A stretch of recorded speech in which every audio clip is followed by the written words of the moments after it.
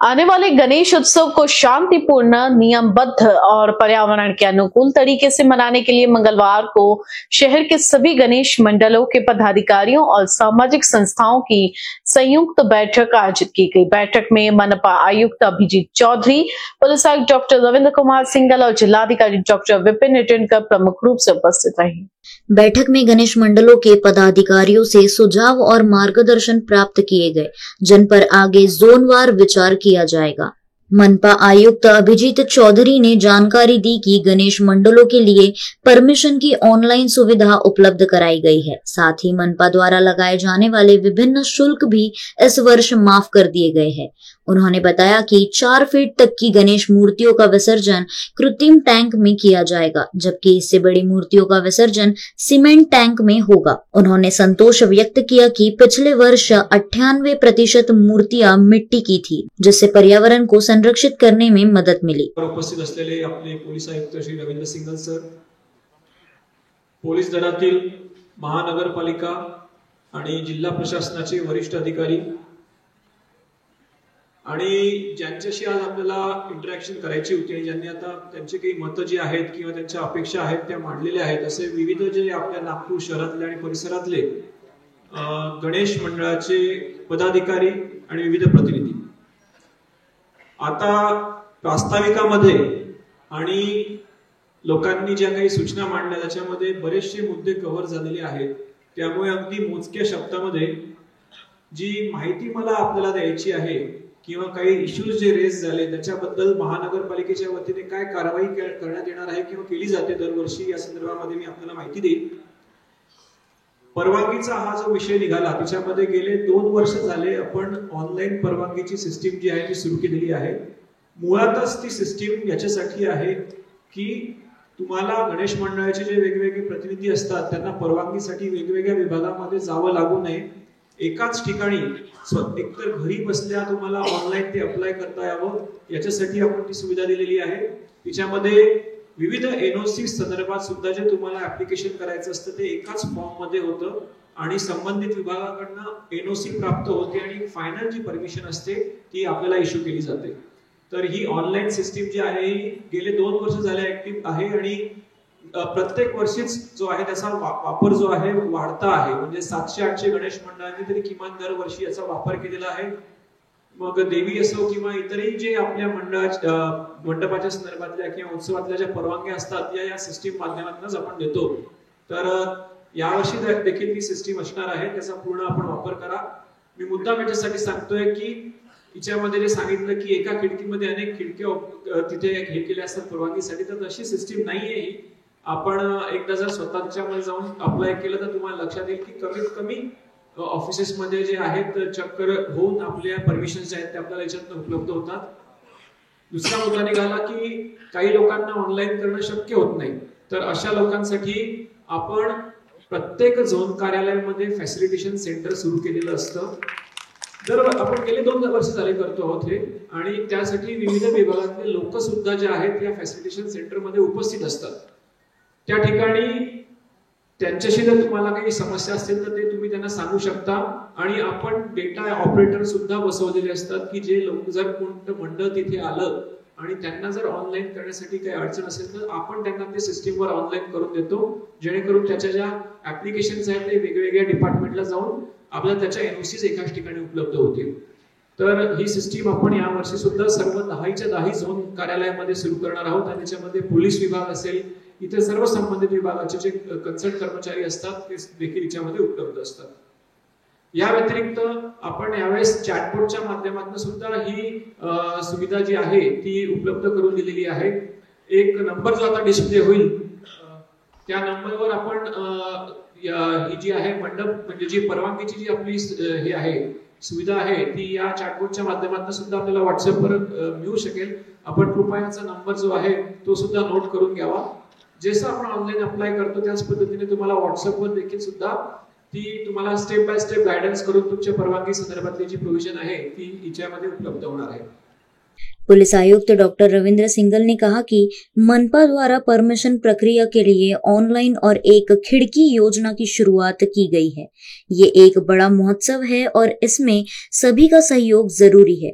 उन्होंने गणेश मंडलों से आग्रह किया कि पंडालों में पुरुष और महिलाओं की अलग अलग लाइन की व्यवस्था हो और घर के बच्चों को भी बाहर आकर अपने संस्कृति से जुड़ने का अवसर दिया जाए। स्वच्छता पर जोर देते हुए डॉक्टर सिंघल ने कहा कि अगर नागपुर वासी ठान ले तो शहर की सफाई इंदौर से भी बेहतर हो सकती है। उन्होंने ये भी बताया कि गणेशोत्सव के दौरान पुलिस विभाग और आयुक्त व्यक्तिगत रूप से सभी मंडलों का दौरा करेंगे। जास्त वेळ बसावा लागला, आम्हाला उशिरा झाला। त्याचे एक दोन कारण होते जे आज सांगण्यात आलं की नवीन आपण तलाव निर्मित केलेले आहे ते सगळे आम्ही बघून आलो आहे आणि व्यवस्था फार सुंदर केलेली आहे महानगरपालिकाने। त्याबद्दल मी त्यांचे अभिनंदन करतो। आमचे कमिशनर साहेब अभिजीतजी तसेच आमचे सर्व सहकारी अधिकारी इथे बसलेले आहेत। मी सगळ्यांचा धन्यवाद करतो की सगळ्यांचा चांगला मार्गदर्शन केलेलं आहे। तसेच आपले जे मंडळाचे पदाधिकारी इथे आलेले आहेत त्यांचे खूप खूप धन्यवाद। तुम्ही जे आम्हाला मुद्दे सांगितलेले आहे, काय काय अडचण आहे, काय काय इम्प्रूव्हमेंट होण्याची गरज आहे, कुठे आम्ही कमी पडतो किंवा मागच्या वर्षी पडलो होतो, कुठे आम्ही अजून जास्त चांगलं काम करू शकतोय। आमची जी मीटिंग्स आहेत आमचे पोलीस स्टेशन लेवलवर तसेच डिव्हिजन लेवलवर, डीसीपी लेवल, झोनल लेवलवर आणि आमचे एडिशनल सीपी आणि आम्ही जॉईंट सीपी आणि सीपी आम्ही मीटिंग्स करत आहोत। तसेच आता 4 दिवस अगोदर मी जिल्हाधिकारी, महानगरपालिका आयुक्त तसेच इतर सगळे अधिकारी त्या मीटिंग मध्ये होते। या मीटिंगच्या अगोदर आम्ही ती मीटिंग केली, त्याचे सगळे मुद्दे डिस्कस केले, जे जे आपल्याला या शहरासाठी करायचे आहे, कसे आपण इम्प्रूव्ह करू शकतो सिस्टमला। जसे वन विंडो सिस्टम जे आपण इथे सुरुवात केली आहे मागील 2 वर्षापासून आणि त्याचा चांगला आपल्याला परिणाम दिसतो आहे। मागच्या वर्षी जे थोडीशी त्रुटी राहिली होती तेही आता राहणार नाही हे मी तुम्हाला सांगू शकतोय। आमचे सगळे डिपार्टमेंटचे अधिकारी तिथे हजर असतील ज्याच्यामुळे कोणालाही काही त्रास होणार नाही, कारण हा जे सण आहे फार मोठा सण आहे आणि मला जवळपास 29 वर्ष महाराष्ट्रामध्ये झालेले आहे आणि नेहमी दरवर्षी हे वेगळा एक उत्साह पब्लिक मध्ये असतो। हे यावर्षी आपल्याला इथे नागपूर शहरामध्ये दिसतो आहे आणि ह्या आपल्याला सगळ्यांनी सपोर्ट करायचे आहे। जे मुद्दे समोर आलेले आहेत ते सगळ्यांची नोंद आम्ही घेतलेली आहे, एरिया वाईज आपण नोंद घेतलेली आहे। वाहतूकची समस्या असो किंवा काही एरियाज मध्ये जी समस्या आहे वेगवेगळी, ते सगळे आपण त्यांच्यावर मीटिंग्स घेऊन आमचे ट्रॅफिकचे अधिकारी आलेले, डीसीपी आलेले, त्यांनी त्याची नोंद घेतलेली आहे आणि जिथे आपण येऊ शकतोय त्या एरियामध्ये जर तुम्हाला गरज पडली तर तुम्ही जरूर सांगा, आमचे अधिकारी तिथे येतील आणि त्याच्याबद्दल तोडगा काढतील आणि ते समस्याचं निवारण करतील। एक चांगला मुद्दा आहे आणि दरवर्षी आम्ही त्याच्यावर बोलतो आणि झालं पण पाहिजे। महिला आणि पुरुष त्याची वेगवेगळी जर लेन केली तर तो चांगलं राहील आणि त्याचा फायदा सगळ्यांना होणार आहे। महानगरपालिका आयुक्तांनी जर सांगितलं की हा जो सण आहे याच्यात सगळे म्हणजे लहान मुलांपासून जे आपले सिनियर सिटीजन्स आहे ते सगळे यायलाच पाहिजे। हे काय आपला सामूहिक सण आहे, जसे सुरुवात झाली होती आपण over a period of time भरपूर बदलाव याच्यात आलेले आहे, परंतु चांगले बदलाव आपल्याला दिसत आहे। कोण समाज म्हणजे कुठलेही रिलिजनचे लोक असतील तेही याच्यात सहभागी होतात। मग जे मुले येतात त्यांनाही कळलं पाहिजे की आपली संस्कृती काय आहे, कसे आपण जगतो आहे, कसे आपलं एकोपा आहे, हे सगळे गोष्टी जे आहे याच्यात दिसली पाहिजे। माझी तुम्हाला सगळ्यांना विनंती राहील की याच्याबद्दल तुम्ही जरूर विचार करा की आपण सगळे ज्यावेळेस जातात देखावा बघायला किंवा आरतीसाठी जातात त्यावेळेस आपले सगळे जे लहान मुले आहेत त्यांना आपण घेऊन तिथे गेले पाहिजे आणि त्यांना दाखवलं पाहिजे की हा आपला कल्चरचा भाग आहे, याला अजून आपल्याला स्ट्रॉंग करायचं आहे। केव्हा स्ट्रॉंग होणार? ज्यावेळेस त्यांना सिक्युअर वाटेल की मग मी तिथे गेलो तर माझी सिक्युरिटी आहे की नाही। ही सिक्युरिटी कोण देणार? हे आपण सगळे देणार आहे।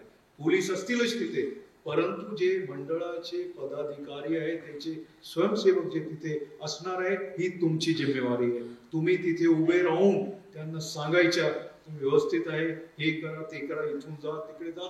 हे जे इन्फॉर्मेशन देण्याचं काम आहे, हे तुमचं काम आहे. तुम्ही जर हे व्यवस्थितपणे त्यांना सगळी माहिती दिली तर फार त्याचा चांगला परिणाम होईल आणि एक चांगला इथून एक संदेश महाराष्ट्रामध्ये किंवा देशामध्ये जाईल की इतका मोठा सण इथे होतो आणि इतकी चांगली रीतीने आपण ऑर्गनाईज करतो. हे जे आहे मी याच्यासाठी सांगतोय की हे सामूहिक आहे जिम्मेवारी आपली आणि याच्यावर जरूर आपण विचार केला पाहिजे. काही वेळेस आपण बघतो की काही मंडळामध्ये त्याची मागची साईडला काय पत्ते चालतात, जुगारी खेळतात तिथे. हे आपण सगळे मान्य करणार, आम्ही बघितलेलं आहे, काही रेट्स पण टाकलेली आहे. मग असं कशाला तिथे होतोय? हे आपलं जे मंडळ आहे त्याची जिम्मेवारी आहे. तुम्ही तिथे असं काय कृत्य होतोय का त्याच्याबद्दल सांगण्याच्या अगोदर त्याला पळून लावण्याची तुमची जिम्मेवारी आहे. तुम्ही जरूर त्याच्याबद्दल विचार करा. आणि कोणी दारू पिऊन तिथे, आता इतका चांगला इतका उत्साही सण असतो, त्याचे दारू पिऊन येतात लोक, म्हणजे हे कसे होऊ शकते? आणि त्याशिवाय ज्यावेळेस विसर्जन असतो, विसर्जनाची वेळी पण असे लोक असतात, मग त्याला शोधण्याची, त्याला मार्क करण्याची ही तुमची जिम्मेवारी. बाकी काढण्याची जिम्मेवारी आमची आहे. तुम्ही सांगा की असे लोक आहे, हे तिथे दिसतो, आमचे प्लेन क्लोथचे लोक तिथे राहतील, त्याला उचलून तिथून काढून टाकतील. परंतु हे कशाला ते येतात तिथे, म्हणजे तिची हिंमत कसे आहे दारू पिऊन तिथे येण्याची? याच्याबद्दल तुम्ही जरूर विचार करा. असे कुठलेही लोक येणार नाही तिथे. आणि सजावट जी आहे आपण जी मूर्ती तिथे स्थापित करणार आहे, ही मूर्ती कशी आहे, काय आपल्याला त्याच्याकडून प्रेरणा मिळते, सजावट कशी आहे, याच्याबद्दल तुम्ही जरूर विचार करा. भरपूर समस्या आहे आपले सोसायटीमध्ये सध्या.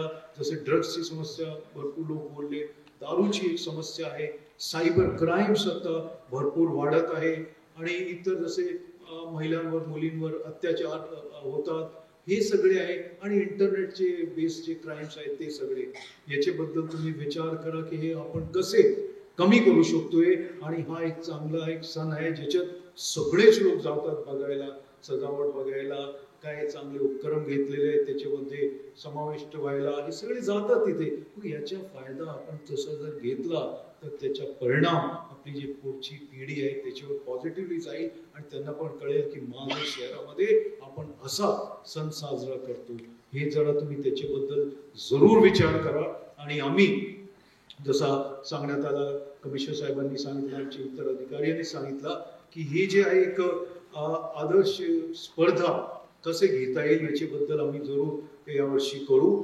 आणि जे असे आपले मंडळ आहे, जे सगळे आमचे जे मार्गदर्शक सूचना जे राहतील त्याचे जे पालन करतील, तर त्यांना जरूर आपण फेलिसिटेट करू, त्यांचं स्वागत करू, त्यांचा धन्यवाद करू.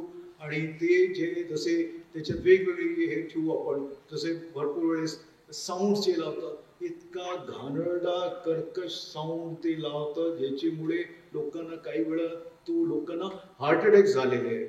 मग इथपर्यंत आपण गेलोय आणि त्याला थांबवणारा कोणी नाहीये.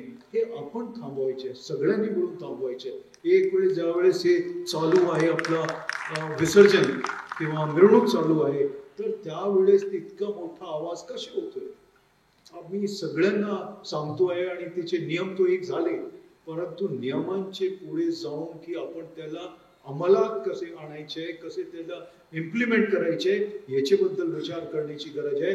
मी तुमच्याकडून जर एक आवाज आली, भरपूर सांगितले लोकांनी, परंतु आपला एक कमी लोक असतात की आपण हे नाही केलं पाहिजे. तरी पण काही लोक करतात, काही लोक आपले बिझनेस साठी करतात की आम्हाला एकच सण आहे ज्याच्यात आम्हाला बिझनेस भेटणार आहे, परंतु त्याच्यामुळे किती नुकसान होतोय. एन्व्हायरमेंट तो झाला, परंतु आपण जे लोक आहेत त्यांना किती नुकसान होते त्याच्याबद्दल तुम्ही विचार करा. आपण पॉझिटिव्हली करू ना काहीतरी. भरपूर सूचना आलेली आहे. एखादी जे याच्यावर जे पैसे आपण खर्च करतोय ते खर्च जो आहे आपण इतर चांगले विषयांवर करू. एखादी मुलांना सपोर्ट करू, जे गरजू आहेत त्यांना सपोर्ट करू, एखादी लायब्ररी स्टार्ट करू, एखाद्या तिथे जाऊन आपण पुस्तकं वाटप करू शकतोय.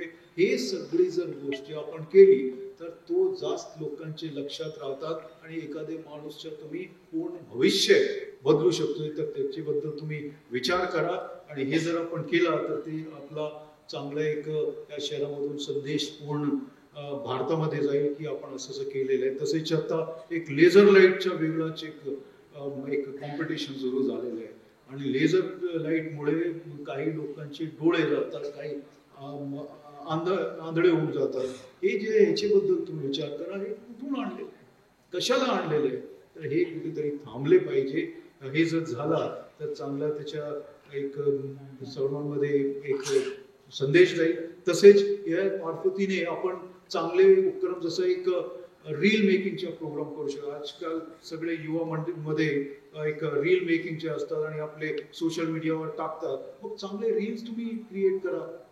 याच्या मार्फतीने अँटी ड्रग्स कॅम्पेन तुम्ही करू शकता.